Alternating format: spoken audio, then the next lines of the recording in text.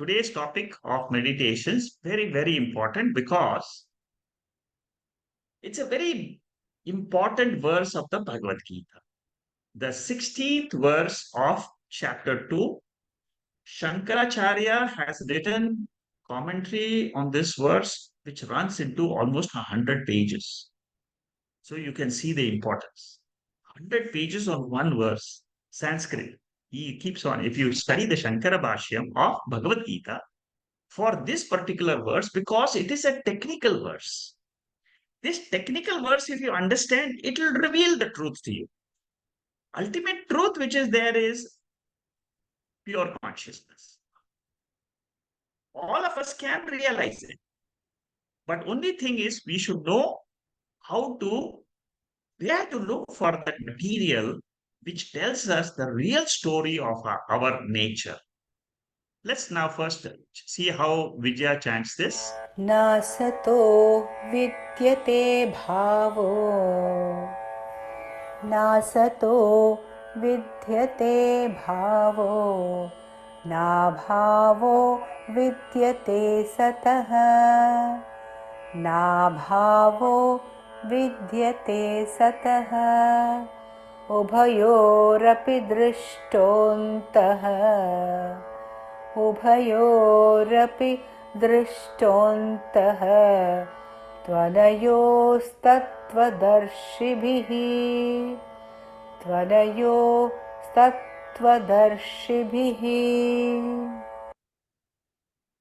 The gist of this verse is the unreal has no existence. I will give you the slides, then you will understand this better. But just try to understand. Na sato satya existence, which is the consciousness principle.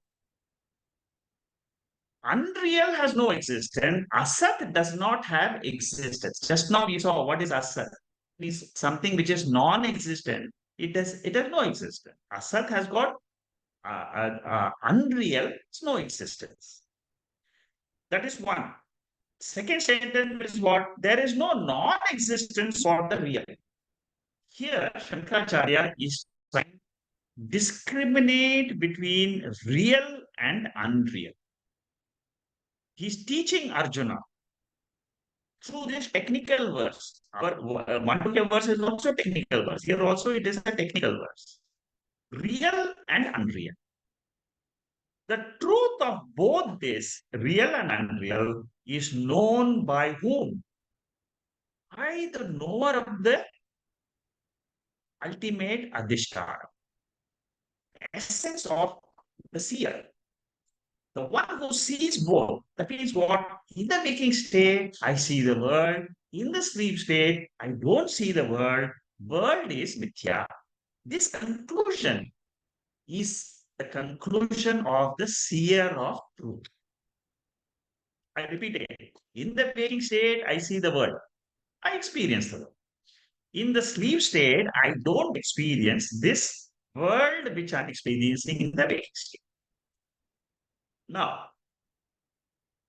there is a principle called as consciousness or sakshi, which is the seer of this truth. That seer of that truth of the world existing and the world non-existing, manifesting and unmanifesting, that seer of the truth is the real seeker. One who understands this truth, that I am the witness of both manifestation and manifestation of this whole universe. That is what Lord Krishna wants to explain in this verse. As consciousness, we are all spiritual beings, real. For the spiritual being, there is no non-existence. It is always there, existing, existing, existing, existing. For example, you can take it as a proof for yourself. Try to ask this question to yourself. Am I always existing or am I always non-existing? You will say, all of you, I always have the feeling I'm there. I'm there. I never get a feeling I'm not there. That is exactly what the Lord Krishna is trying to explain in this verse. As that means we are all spiritual beings. We are not individual personalities. I am a mother. I'm a female. I'm a male. I'm so my weight is so much. I am dark. I am fair. All this is unreal. It is time bound. It is space bound. It has no real existence at any time. It is mithya. What is the definition of unreal? That which was not in the past, which will not be in the future, which is seemingly existence in the present. That is what is called as unreal. This is a very, very deep verse. This is the meaning of real and unreal and mithya. See, many times we use this word mithya, but this is the Bhagavad Gita verse which explains what is mithya. So all objects which we experience are illusions, they are mithya, they are seemingly existent, like the objects in the dream. You may say that these objects are real because they are solid, but for a waker, it is solid. For a dreamer, the dream world is solid. For the waker, the waking world is solid. For the waker, the dream world is mithya. For the Turiya Chaitanyam, for Brahman, for one who has wakened to his real nature as Sakshi, this world is mithya. So much depth is there. Try to understand this. So beautiful. This verse is something which can give you liberation. Mandukya Upanishad has this verse, Adavante chayannasti vartamanepi tatha tatha. That which is non-existent in the beginning, which is the body, and which is not existent in the end, which is this body, also seemingly existent in the present. These are all illusions, illusions of the sense organs and Maya Shakti. But what is real? Real, what is the definition of real? We have given the definition of unreal. Now, what is the definition of real? That which is changeless, which remains the same in the present, past, and the future, which is Atma Chaitanyam, that is real. Which is what I said. I am that consciousness, that feeling never goes away from us. I am existent. This I am existent can remain independently existent as in the sleep state, without the body, without the mind, without the universe. The post on the post is relatively real, but if you see the ghost on a post, that is seemingly unreal. Similarly, if you say dream children, suppose you have children in the dream. Yes, they are seemingly there in the dream, but really not there. Is our life or body mind complex real or unreal? The answer is it is finite. The body changes, the mind changes, the intellect grows. There is a constant death of the previous state of the body mind complex. It's being replaced again and again. Tomorrow it will be a different, the body cells will change, the mind will change. You will have different thoughts tomorrow. Anything which is finite and changing is seemingly there, but really it is not. So the world which we experience is an unreal world. It is not a real world. According to Vedanta, the real nature of the world is Satyam Jnanam Anantam Brahma, which is the substratum. For the river to flow, you need a motionless. You can see the visible. What is visible to us is the flow of a river, but you don't see the bed. The bed is the pure consciousness. Similarly, for the beach to be held, it comes. This example comes in the Bhagavad Gita itself. For holding the beach, you need a thread. For holding the body, mind, you need pure awareness. Pure awareness, consciousness is the holder of this body, mind, and the universe. This awareness is the illuminator of all our experiences, whether it is birth or death, it illumines. But itself is deathless and birthless. So, what is birthless and deathless? Consciousness. So, all the time when you close your eyes in meditation, ultimately, where will you end? You will end when all your thoughts are removed, all this world. What remains is this bed, which is the illuminator, which is the Sakshi, which never has birth, which never has death, which is immortal. This is what is called as Atman in the scriptures. That is what is ultimate, the real. That is why it is called as the reality.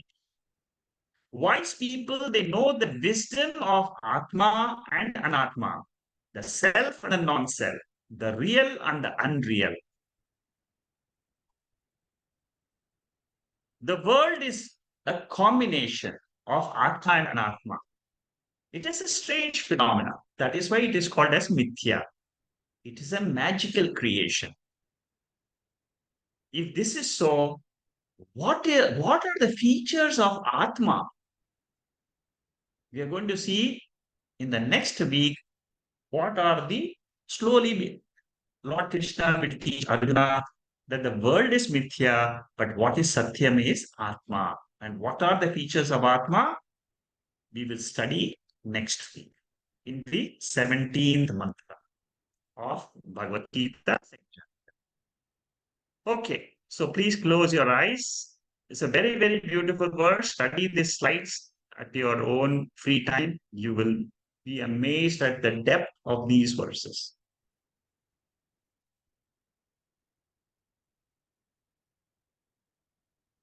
Sit erect. Today's meditation is based on the 16th verse of Bhagavad Gita.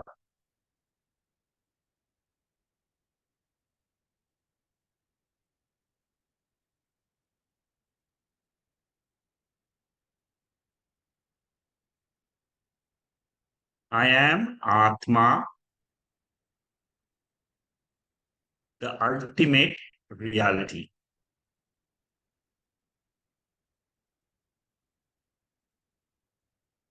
My nature is birthless, deathless.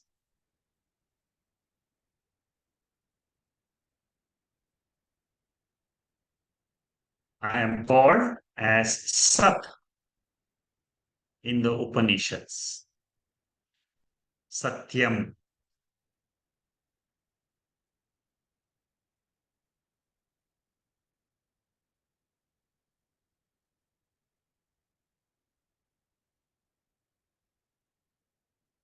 I exist in the past, in the present, and in the future.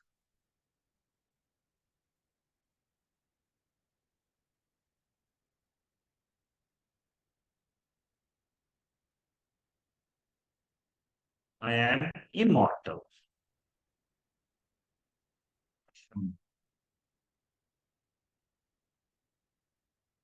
Nityam.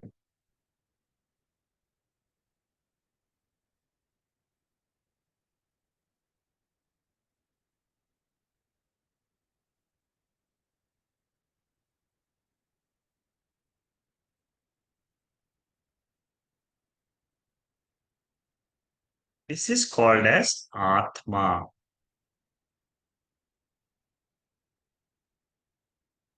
the inner core of all human beings and the inner core of the entire universe.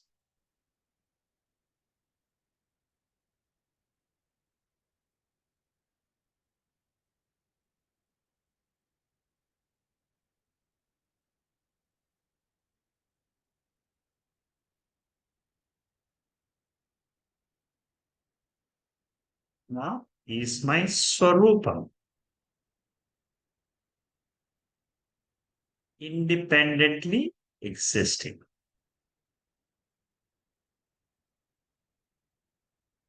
The three states of the mind, they come and go. They are called Anatma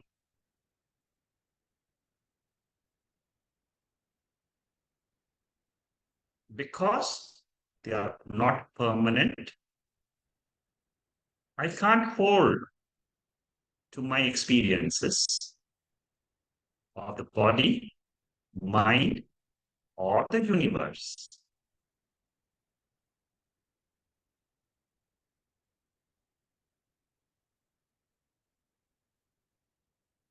The world is constantly changing.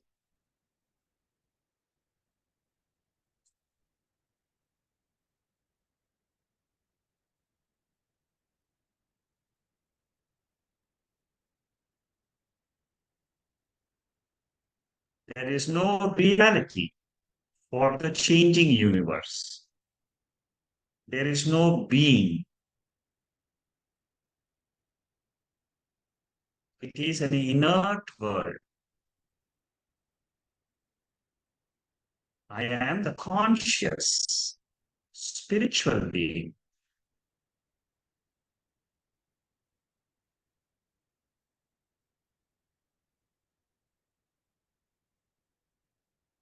With the study of Bhagavad Gita and the Upanishads,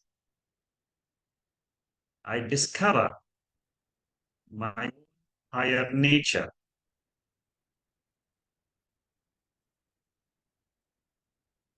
which is the immortal witness.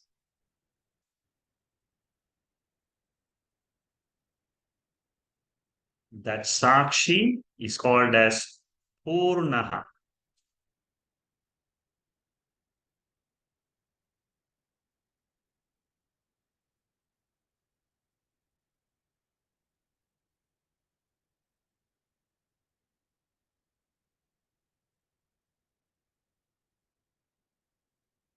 Oh,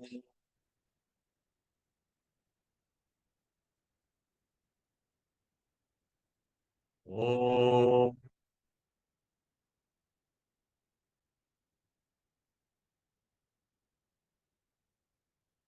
oh,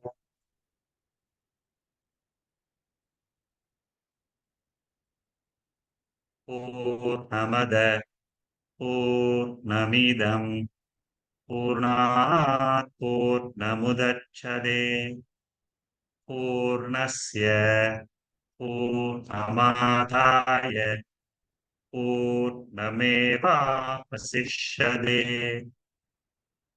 Om Shanti, Shanti, Shanti.